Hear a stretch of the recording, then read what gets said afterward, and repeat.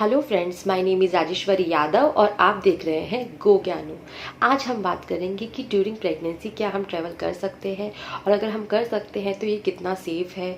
अब हमें कब ट्रैवल करना चाहिए, कब नहीं करना चाहिए, और क्या क्या प्रिकॉशंस लेने चाहिए ताकि हमें कोई प्रॉब्लम ना आए ड्यूरिंग ट्रैवल। तो चलिए स्टार्ट करते हैं। तो पहले हम बात करेंगे कि हमें किस ट्राइमेस्टर में हमें ट्रैवल करना चाहिए। देन हम बात करेंगे कि हमें किस ट्रांसपोर्ट से ट्रैवल करना चाहिए, और थर्ड हम बात करेंगे कि हमें क्या क्या प्रिकॉशंस लेने हैं। तो स्टार्ट करते हैं कि हमें कौन से ट्राइमेस्टर में ट्रैवल करना चाहिए। तो अगर हम बात करें पहले ट्राइमेस्टर के बारे में, तो जो फर्स्ट 3 मंथ होते हैं, वन टू 3 मंथ, तो उसमें हमको ज़्यादा से ज़्यादा कोशिश करनी चाहिए कि हम ट्रैवलिंग अवॉइड करें। उसके कुछ रीज़न्स हैं। जैसे फर्स्ट रीज़न ये है कि उस टाइम क्या होता है कि हमारा जो बॉडी होती है वो प्रेगनेंसी के लिए प्रिपेयर हो रही होती है। तो प्रेगनेंसी में काफ़ी जो हमारी बॉडी होती है उसमें काफ़ी चेंजेस आ रहे होते हैं, जिससे कि हमें बहुत ज़्यादा चक्कर आते हैं, हमें वॉमिटिंग होती है, हमें नोज़िया होता है। तो उसमें क्या हम सही से ढंग से फील, मतलब हमारा जो बॉडी की जो कंडीशन होती है वो सही नहीं होती है, और जब हमारी तबीयत ही ठीक नहीं है और हम उस टाइम ट्रैवल करेंगे तो वो और ज़्यादा बिगड़ सकती है। तो आप कोशिश करें कि आप फर्स्ट 3 मंथ में आप बिल्कुल ट्रैवल ना करें। अगर आपको फर्स्ट 3 मंथ में अगर ब्लीडिंग हो गई है तो आपको बिल्कुल से फर्स्ट 3 मंथ में ट्रैवल नहीं करना चाहिए। थर्ड आता है कि क्योंकि उस टाइम पे जो फर्स्ट 3 मंथ होते हैं उसमें बेबी बन रहा होता है, शरीर उस अपने हिसाब प्रेगनेंसी के हिसाब से अपने आप को ढाल रहा होता है। तो उस टाइम पे क्या होता है, मिसकैरेज के चांसेस भी बहुत ज़्यादा होते हैं। तो आप ज़्यादा से ज़्यादा कोशिश करें कि आप फर्स्ट 3 मंथ में ट्रैवल ना करें, और आप फर्स्ट 3 मंथ में घर पर ही रहे। और अगर आपको बहुत ज़्यादा किसी ज़रूरी काम से अगर आपको ट्रैवल करना पड़ रहा है तो पहले आप अपने डॉक्टर से कंसल्ट करें, देन ही आप ट्रैवल करें। क्योंकि अगर आपको कोई ज़्यादा प्रॉब्लम नहीं है तो डॉक्टर आपको शायद आपको रिकमेंड कर दे कि आप फर्स्ट 3 मंथ में ट्रैवल कर लो। क्योंकि फर्स्ट 3 मंथ बहुत ही ज़्यादा नाजुक दिन होते हैं एक प्रेगनेंसी के। तो आप ट्राई करें कि आप ना करें, और अगर आपको करना पड़े तो आप डॉक्टर से कंसल्ट करें, ताकि वो आपको पहले से ही जो मेडिसिन की आपको ज़रूरत पड़ेगी ड्यूरिंग ट्रैवल वो आपको दे सके। विदाउट कंसल्ट योर डॉक्टर कहीं ना जाए। ठीक है, ये आपको हो गया। तो आपको ये चीज़ ध्यान रखनी है। फिर आता है कि क्या हम सेकेंड ट्राइमेस्टर में हम ट्रैवल कर सकते हैं। तो हाँ, आप बिल्कुल सेकेंड ट्राइमेस्टर में आप आराम से ट्रैवल कर सकते हैं।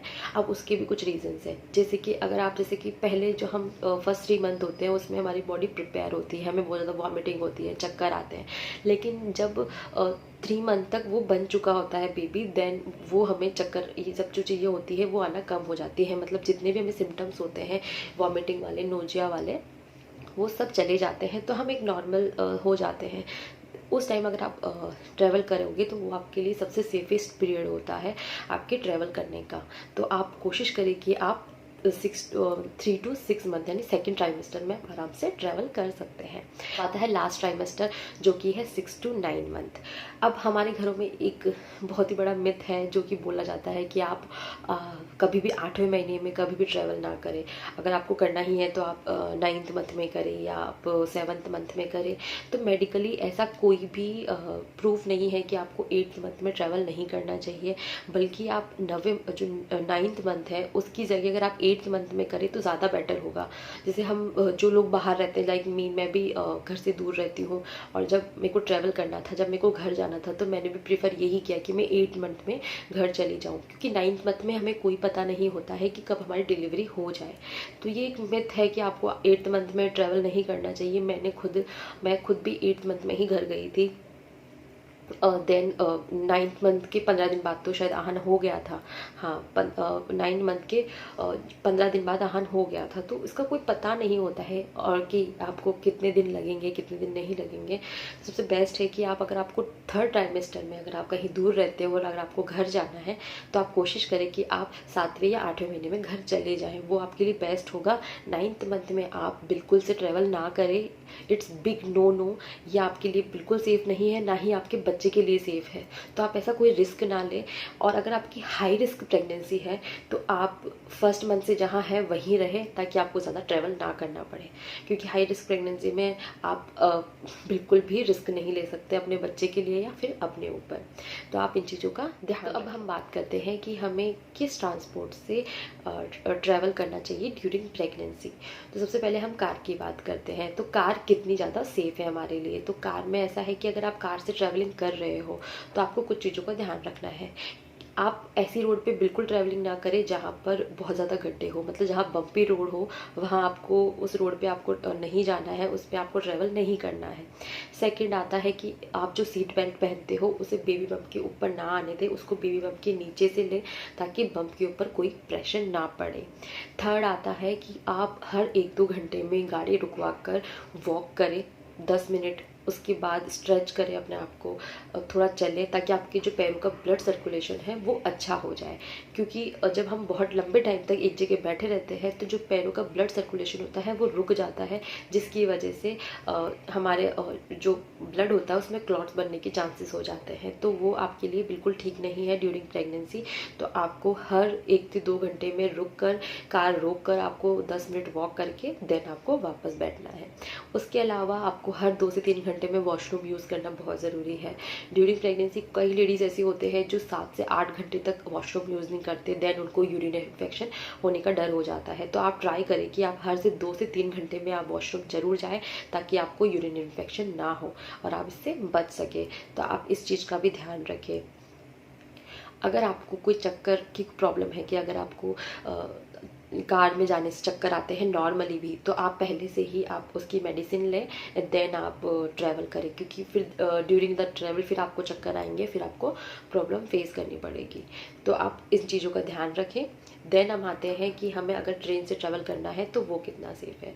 तो अगर हम ट्रेन से ट्रैवल करते हैं तो ये सबसे सेफ़ है अकॉर्डिंग टू मी, क्योंकि इसमें कोई प्रॉब्लम नहीं है, क्योंकि आपकी जो ट्रेन होती है उसमें आप आराम से चल फिर सकते हो, घूम सकते हो, आप कहीं जाके आप स्ट्रेच कर सकते हो, आप लेट सकते हो।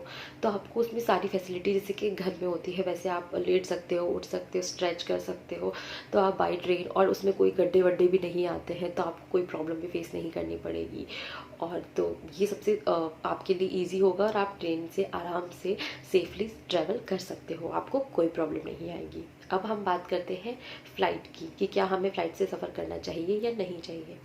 कि हाँ, आप 3 to 6 मंथ आराम से ट्रैवल कर सकते हो फ़्लाइट से, उसमें आपको कोई प्रॉब्लम नहीं होगी।